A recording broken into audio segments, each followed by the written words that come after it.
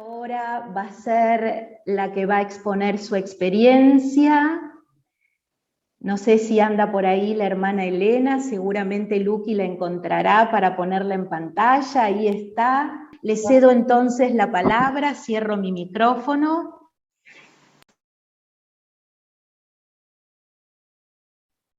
¿Me escuchan? Sí, muy bien. Muy bien.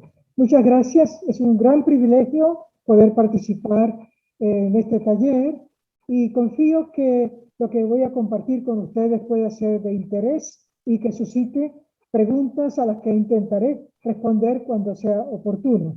Voy a concentrarme en la bioética, pero concretamente en la bioética clínica.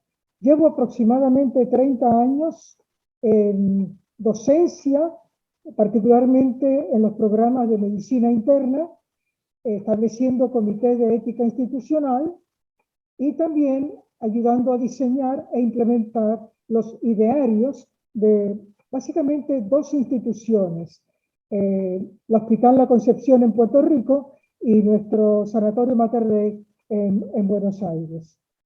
Me voy a limitar a dos puntos. Primero, una consideración del método que el pensar orgánico de nuestro padre aporta a la medicina.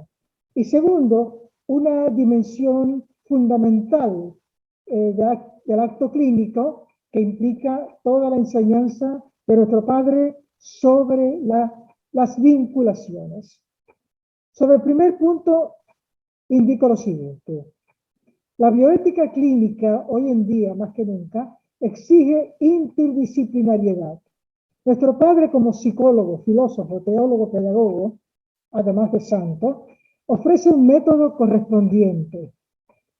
El padre, al hablar del observar, le muestra exactamente al clínico que debe observar no solamente datos estrictamente clínicos, científicos, detectables con sus instrumentos, sino que también debe observar la vivencia del enfermarse en el contexto personal y en el contexto familiar, que a su vez debe comparar, y normalmente compara, y en esto estoy refiriendo al diagnóstico diferencial, compara no solamente la condición previa, presente y tal vez futura del paciente, sino compara al paciente concreto con otros pacientes de una dolencia semejante. Y a su vez compara también con las estadísticas. Hoy en día se habla mucho de medicina de evidencia.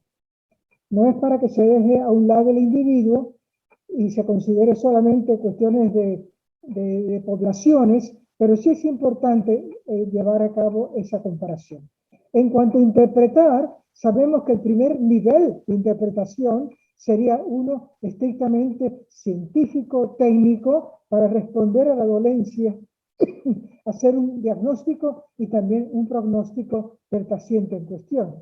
Y lo interesante es que ese interpretar obligadamente hace que el médico concentre que está atendiendo una persona con una dignidad inherente, con una integridad inquebrantable y con una trascendencia que lo obliga a tomar en cuenta los aspectos estrictamente espirituales en un sentido secular o espirituales en un sentido estrictamente religioso.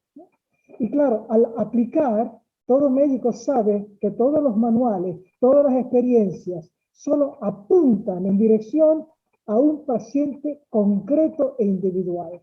Así que de este modo, el pensar orgánico de nuestro padre contribuye a un modelo de diagnóstico diferencial que incluye la dimensión ética.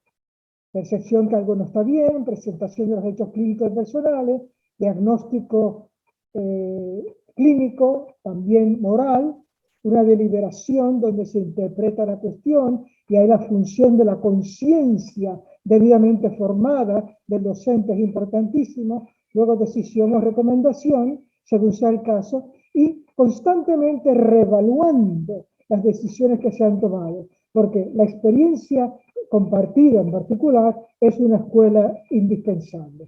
Y en todo momento hay que enfocar el fundamento antropológico del quehacer o la actividad estrictamente clínica. Ese fue el primer punto. Y el segundo punto nos lleva al núcleo mismo del acto clínico. Laín Entralgo y otros médicos muy conocidos nos han dicho, la terapia comienza en la relación. Y yo pongo la palabra padeciente, claro, es paciente, pero padeciente, hay que suscitar su confianza. Es la persona vulnerable, dependiente, que se presenta incapacitada para responder a su dolencia y acude confiadamente a un profesional. Y este profesional no puede olvidar, y otra vez Laín Entralgo, que no solo tratará de curar en lo posible, siempre cuidar y de ser posible sanar. O sea que el curar la dolencia, cuidar la persona en su totalidad y cuando no puede curar, tiene que buscar el cuidado paliativo, si es el caso de un paciente terminal, etc. Y que ese cuidar lo hace en el contexto no solamente de la institución, sino en el contexto de la familia, en el contexto de la sociedad. Por eso entra en juego muchísimas consideraciones de la utilización justa de los recursos, la solidaridad. Y ese profesional se esmera por la excelencia en todas las dimensiones de su formación. Y esto incluye, por supuesto, la formación estrictamente ética, ¿no? Entonces, el acto clínico no es otra cosa que un enfocar la totalidad de la persona, cuerpo, psique, alma, espiritual, de una forma interactiva, donde es un encuentro de persona a persona.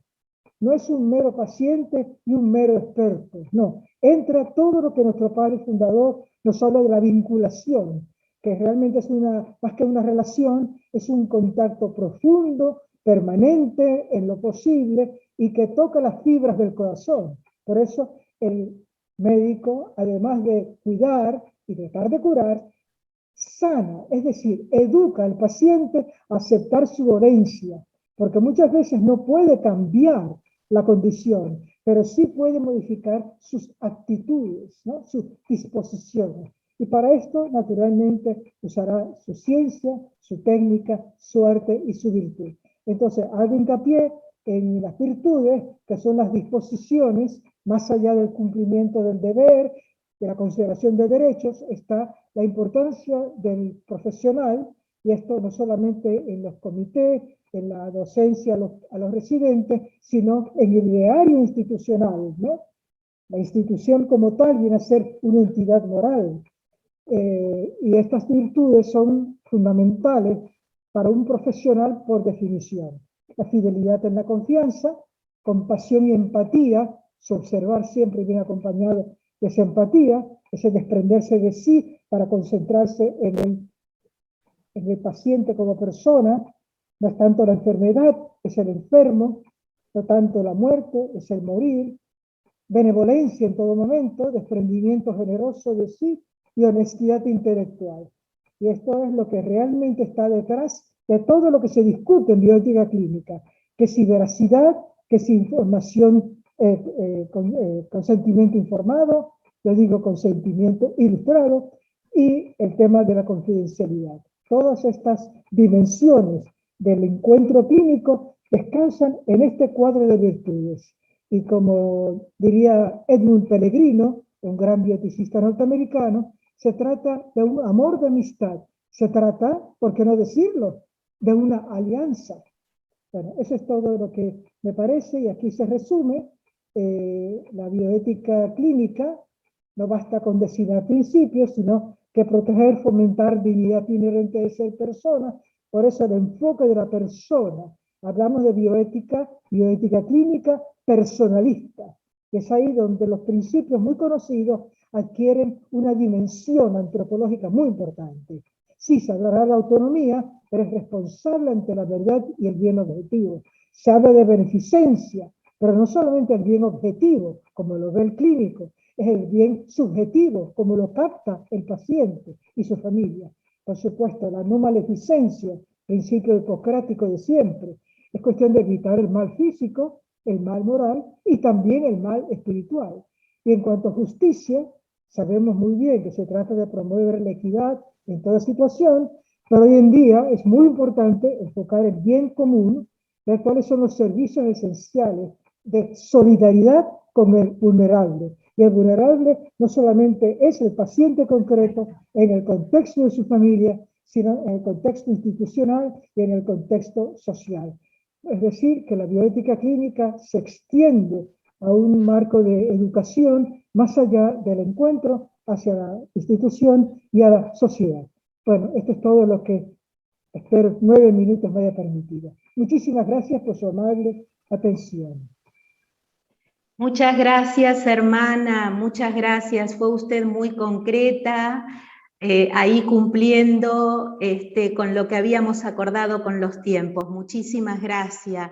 Y qué lindo que es comprobar que también en la bioética se anima por una alianza de amor, ¿no es cierto? Creo que eso fue lo que yo entendí, donde el profesional en definitiva se siente para que eso suceda instrumento de Dios. Así que bueno, muchísimas gracias.